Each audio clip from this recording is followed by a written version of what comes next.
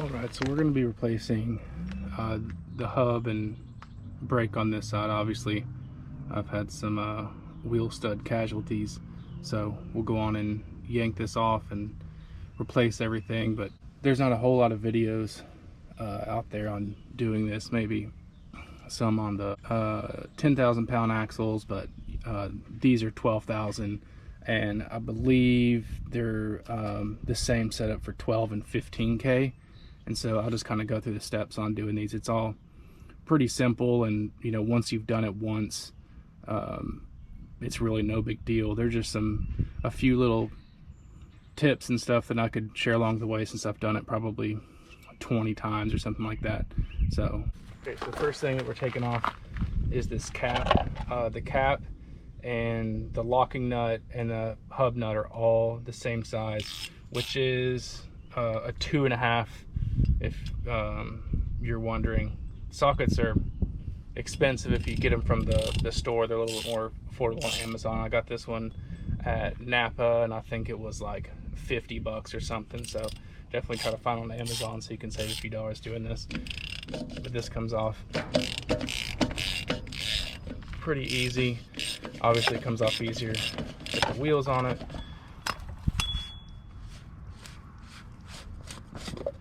So we'll take this off, and I just have like a little an old center cap here that I'll let it drain into, and then I'll put it into like a oil container after I've gotten this off.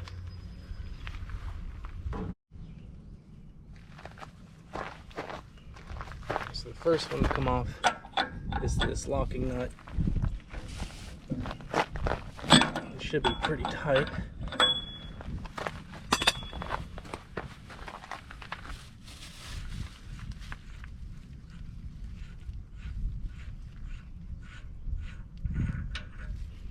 Comes off. I just reuse these nuts, and so just make sure you put them somewhere where they're not going to get dirt and stuff all in them, because obviously I'm working in gravel here, so there's a lot more that can get in there than possibly work its way into the bearings, which is no good. This tang washer will come off.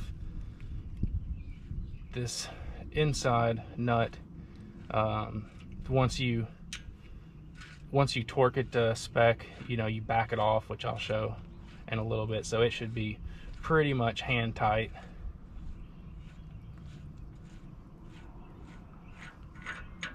So throw that down.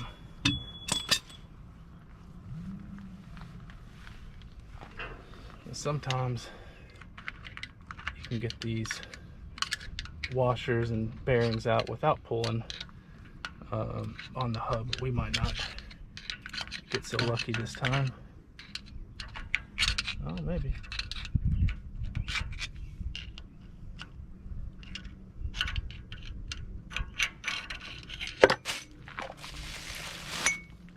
That's good.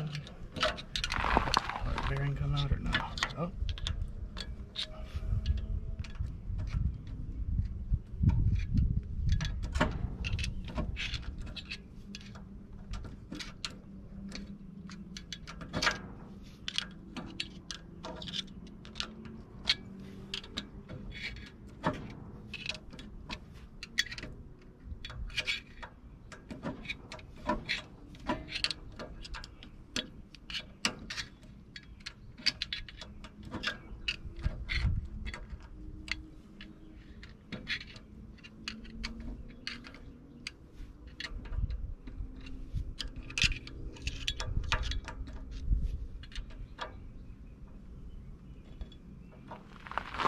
Once that comes out, obviously our flow of oil is going to be a little bit stronger, depending on if you're in a garage floor or whatever. Like where I'm at, you know, I'll just throw some cardboard down and stuff, because we're not going to use this hub, so I'm not going to, you know, wait for this whole thing to drain. So I'll show you how we're going to get this hub off, because sometimes if they've been on here a while or whatever, they tend to not want to come off. But I have a pretty easy way. It seems like they come off most of the time.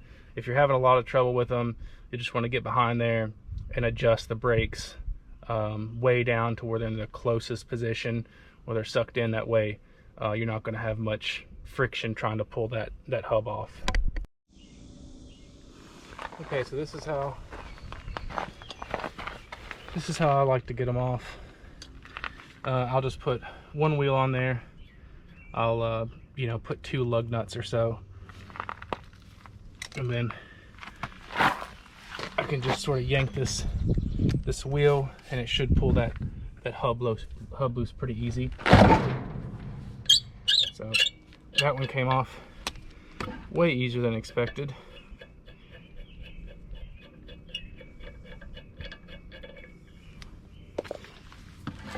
So you want to leave it on there some, because you don't want the wheel and the hub to come off together if you don't have to, because you know the wheel and tires super heavy and the hub super heavy. So if you can, just trying to separate those so it makes it a little bit more manageable. Okay, since we got the wheel out of the way, there's not really a great or perfect way to pull this off easily, just because it's like 100 pounds or so. I mean, they make, you know, specialty little dollies and stuff to hold these while you're taking them off and pull them back on, but it's not a huge deal. I usually am just going to grab by the lug nut or one of the wheel studs, and then one hand underneath the hub and just try to slide it off that way.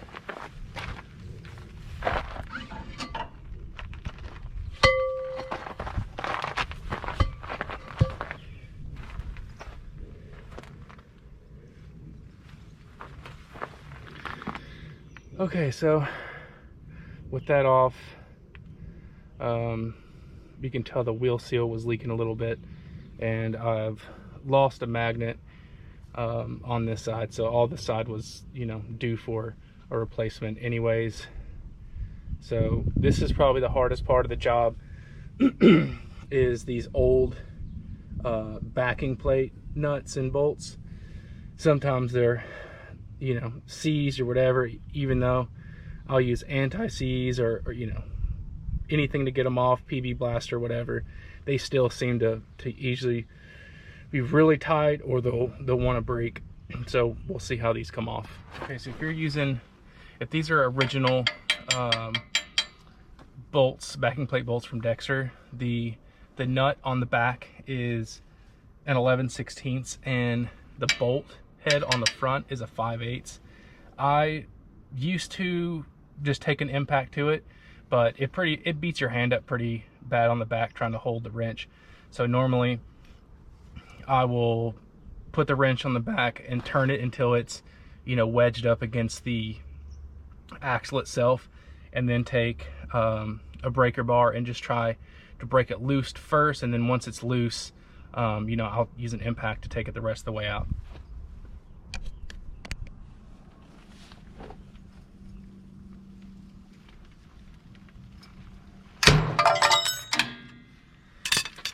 And that one broke the bolt, which isn't the end of the world. Sometimes that ends up being a little easier actually, so you know, don't be surprised if that does happen. This turned into absolute chaos here. One of the bolts stripped, and so I had to take the backing plate apart and then hammering around some so I would be able to cut that last bolt off. But okay, so now let's put the new backing plate on. Okay, since we've got that off, we're gonna throw our new backing plate on.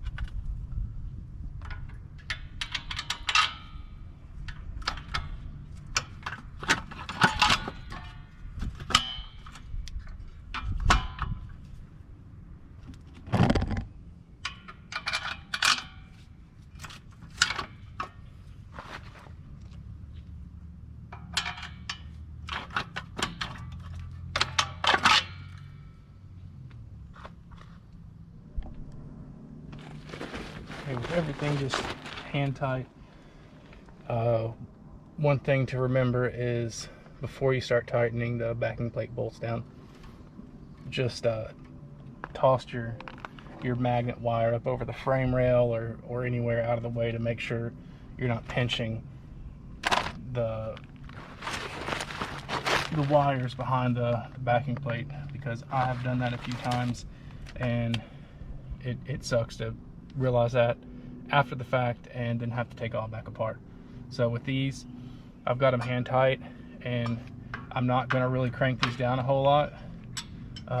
So I'm going to put impact on them and just, you know, kind of snug them. I'm not going to get them super tight, and I'll kind of do it just like a wheel, where I'll tighten them in kind of a crisscross pattern, just to make sure that they're not going on crooked and are kind of tightened evenly.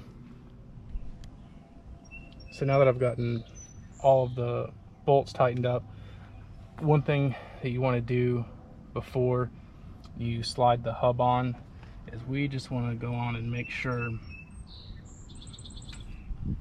that our brakes are adjusted all the way in as far as they'll go, so that the hub will go on just a little bit easier. Okay, when putting the hub together, the new hub, it's going to come completely empty. Make sure you throw your inner bearing in first, because I have forgotten to do that, and it sucks to ruin a perfectly good seal just to take it out to throw this back in. And the seal, it has an oil side, and then this side is actually going to go towards the axle. So the oil side's always going to face out to where the oil is, because if you get it backwards, it's going to leak. And for putting this in, I've done it a few different ways.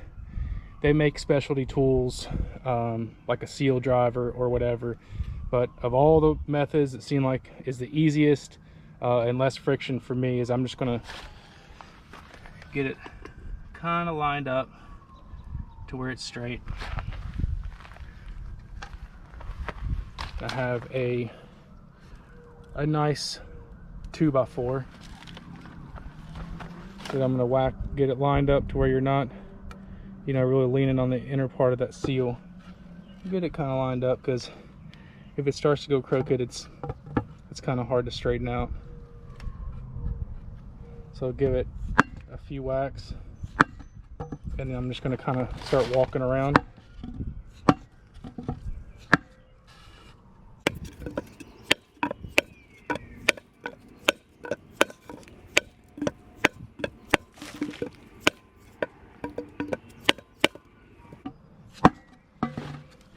Check that. That feels pretty good. I suppose you can set it too shallow and it's going to leak. I used to do, you know, all kinds of different ways where I would measure, you know, from the seal to the face, the rear face of the hub, and you know, it all seems like you may be overthinking it. It's basically, you know, you get it pretty flush here, you can kind of feel it stop wanting to move in any further, and then the bearing, it's still got a little wiggle room on there, and that should be it. I'll clean this to make sure I get, you know, any debris from that 2x4 out of the hub and out of the bearing, and then we'll throw it on.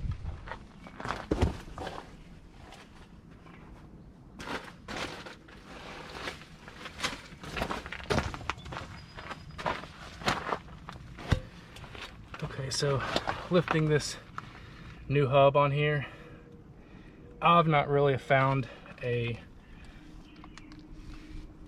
other way to put it on, except for just the way I took it off, holding one wheel stud and kind of the bottom of it and sliding it on, making sure I'm not really banging against the seal with the end of the axle.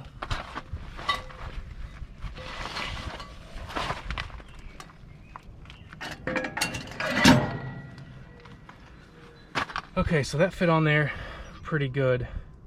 That was actually a lot smoother sometimes, even with the brakes all the way adjusted, all the way in.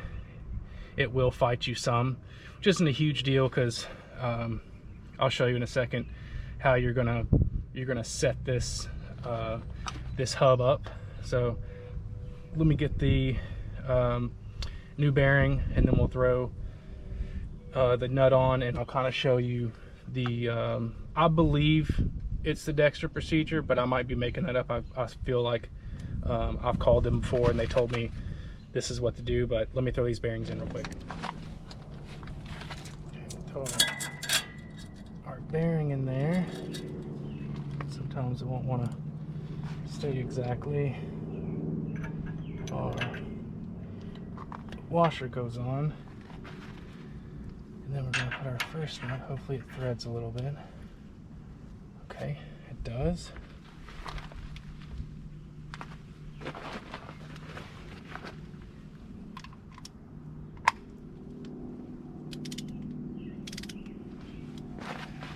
Okay, so then to set this hub properly, we're going to use our trusty torque wrench here. We're going to set it at 100 pounds, 100 foot-pounds. We're going to tighten this up.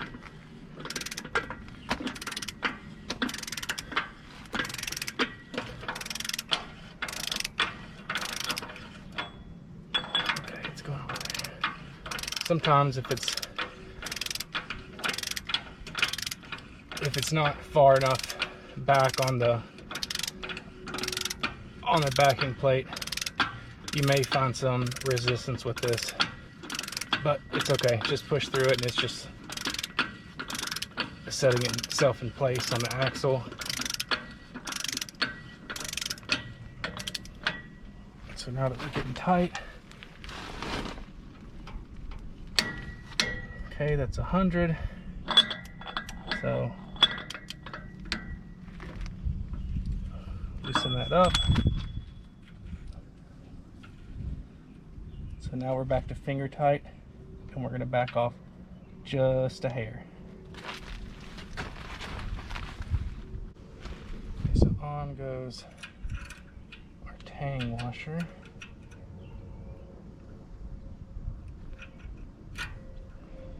Goes on that. We're going to do our lock washer here.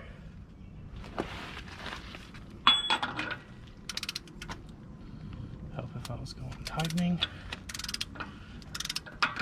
We're going to do this to 100. And then I go up just a hair more.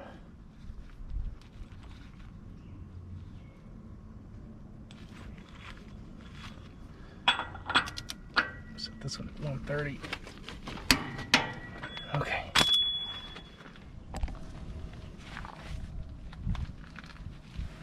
Okay, so now get our tang washer in there. It doesn't take much force to get these to bend over the way you want. And we're just gonna tap these down.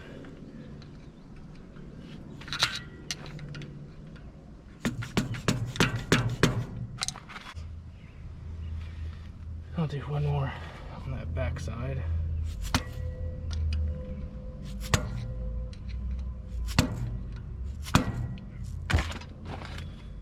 Okay, we've got our cap here.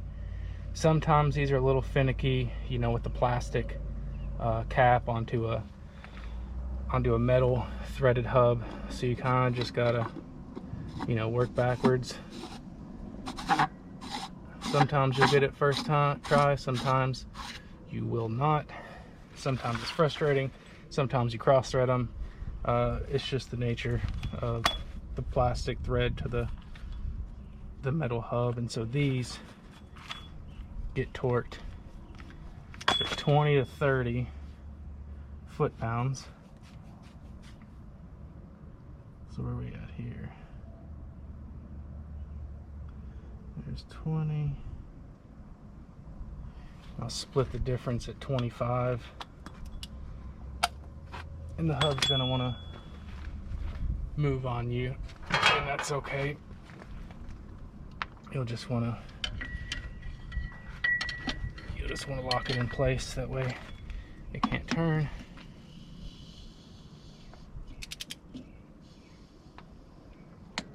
Okay, that's it. So let's put some fluid in it. So the hub and the backing plate, I just get on eBay. I've not checked Dexter's prices in a while, but they're like 25% the cost of genuine Dexter hubs and backing plates, and I've had pretty good luck with them so far. So that's pretty much it. Pretty straightforward, you know, not a lot that can go wrong. Really, the only thing that you could really mess up, you know, would be the hub seal. But you know, if you just take your time and make sure it's not in there super crooked, and make sure it's in there, you know, the correct way, then you'll have no issues, no leaking issues. So if you have any questions at all, just let me know. I'd be happy to answer them.